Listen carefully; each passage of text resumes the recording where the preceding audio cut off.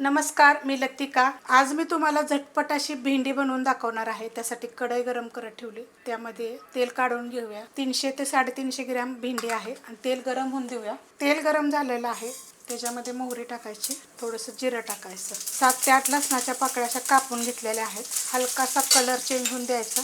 कढीपत्ता टाकायचा, थोडीशी टाकायची हिंग पावडर। लसूण बघा हलकासा भाजलेला आहे, गॅस आहे मीडियम। एक मीडियम आकाराचा कांदा भाजून घेऊया।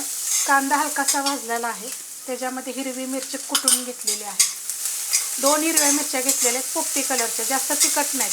तिखट पाहिजे असलं तर जास्त घेतलं तरी चालेल। 1 मिनिटभर परतून घेऊया। मस्त असं परतून घेतलेलं आहे। ह्याच्यामध्ये बघा मीडियम आकाराचं टोमॅटो टाकलेलं आहे, मिक्स करून घेऊया। 1 मिनिटभर फक्त मिक्स करायचे।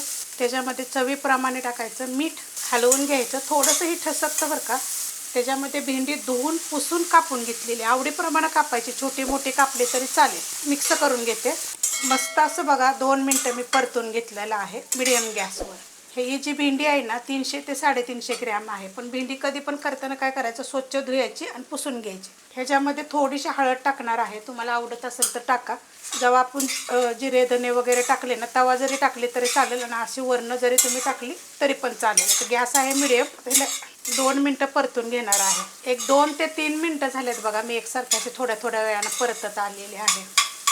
अशा पद्धतीत भेंडी होते बघा, मस्त एकदम अशी, आणि शिजली पण आहे बघ एकदम। पण कधी पण भेंडी जास्त अशी करायची नाही बघा, अशा पद्धतीत शिजली की ना ती पुष्कळ होते आणि एकदम सुट्टी झालेली आहे।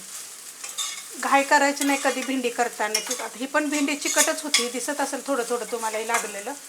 पण आपण जेव्हा अशी पसरतो ना भेंडी, अशी पसरून ठेवायची, अशी हलवायची, परत अशी पसरून ठेवायची, अशी मोकळी मस्त अशी होते।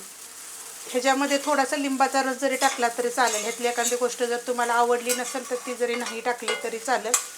पण अशा पद्धतीने एकदम झटपट अशी चविष्ट भेंडी करून बघा। रेसिपी आवडली तर लाईक करा, सबस्क्राईब करा, कमेंट करा आणि शेअर बी करा।